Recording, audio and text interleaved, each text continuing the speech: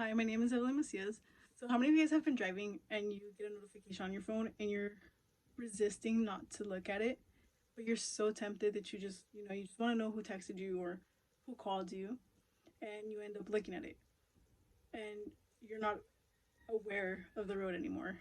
And that split second can turn into 5 seconds and it can cause an accident. You can potentially kill someone or yourself or just injure them in general. So phones have been consuming our daily lives, and in a way, it's a bad thing because we're not focused on what we should be focused. Like in this case, texting and driving. How many times have we seen people anytime we're on the road on their phones, whether it's just for texting, navigation purposes, calling, or just being on their phone because there's traffic? So I'd say a couple of times, or actually many times, there has been people, maybe every day you go out and you see someone on their phone. So, as I mentioned, texting and driving, that's what we'll be talking about today. So, we're going to talk about statistics in the class survey, fines and consequences, and alternative solutions as to why we shouldn't even be texting and driving in the first place, unless it's done safely. And by safely, I mean there's different solutions other than you physically texting while you're on the road. So, first off, we're going to get into what is distracted driving. So, there are three types of distracted driving, and all three apply to texting. So, the first one is manual. And what manual means is that you physically have your phone in your hand while you're driving.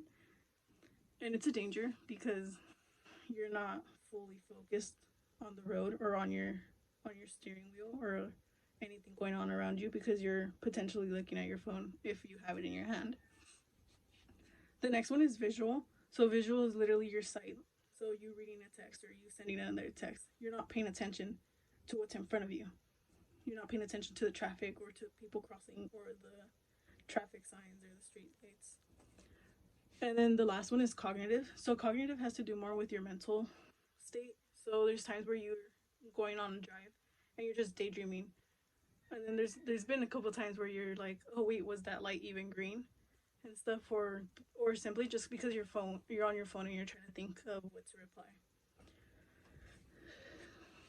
So California has some of the most aggressive laws according to the San Francisco Injury Lawyer blog.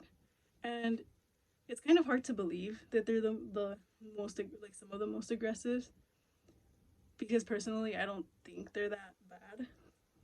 And it's not, you don't see it in many states as well, which is pretty hard to believe, but we'll get into that a little later. So now we're going to head into stats. So 84% of drivers recognize that texting and driving or being on your phone is a danger.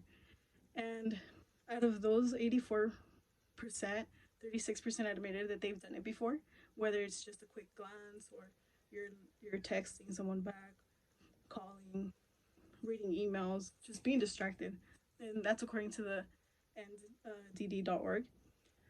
And then also, according to the zebra.com, 9 lives are lost per day due to distracted driving, which includes texting and driving, intoxication, and anything else that categorizes as distracted driving.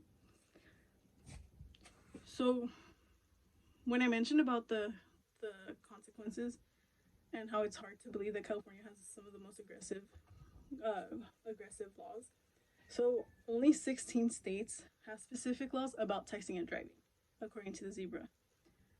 So out of the 50 states in the U.S., there's only 16 that focus on texting and driving, when texting and driving is something that has been very harmful and it causes accidents, causes deaths. Yet it's still not something that is very punishable or frowned upon because we see everyone doing it all the time.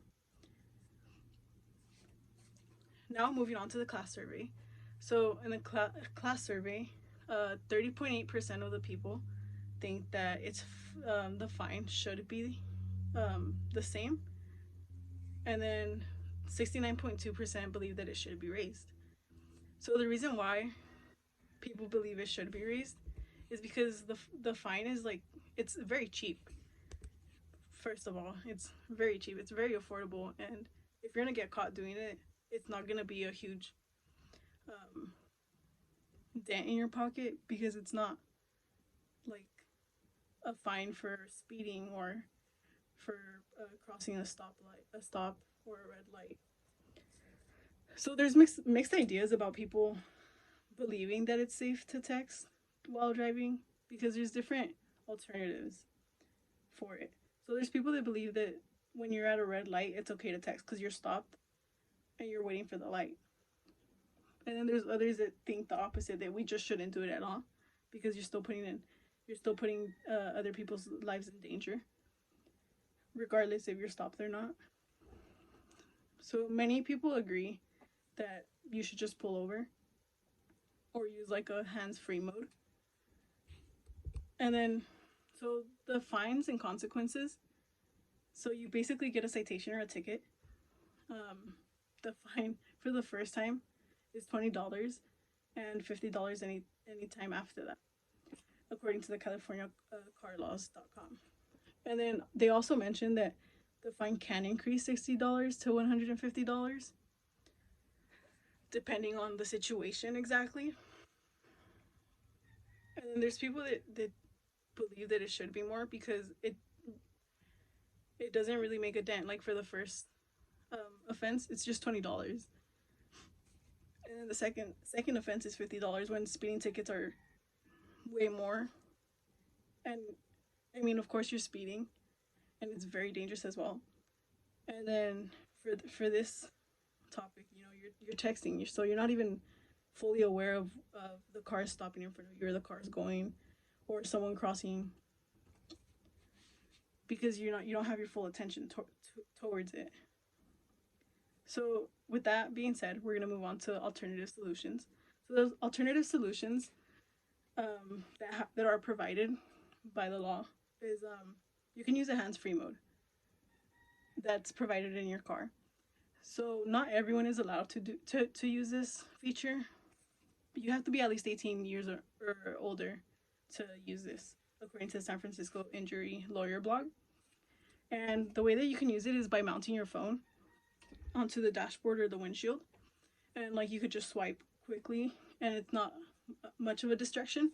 Although there are people that believe that it is a distraction and it's still the same thing as you texting and driving.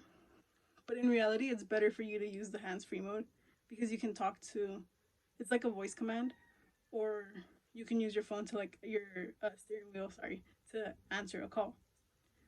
And it's better than you physically texting. So there's also that just don't use your phone while you're driving. It can wait.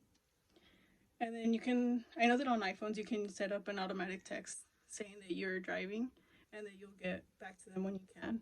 And it just sends it automatically to a person whoever texted you. So that's why we shouldn't text and drive, since we can cause accidents, we can cause deaths as well. You can be badly injured. And with like we should flatten the curve basically.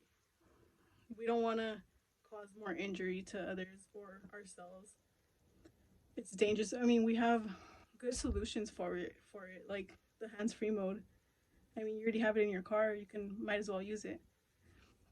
Since it's since our phones are very distracting, it's better for us just to use these alternatives, and we can slowly start practicing them, and it'll flatten the curve slowly. So just don't text and drive, and be aware of the road. Be safe. Thank you.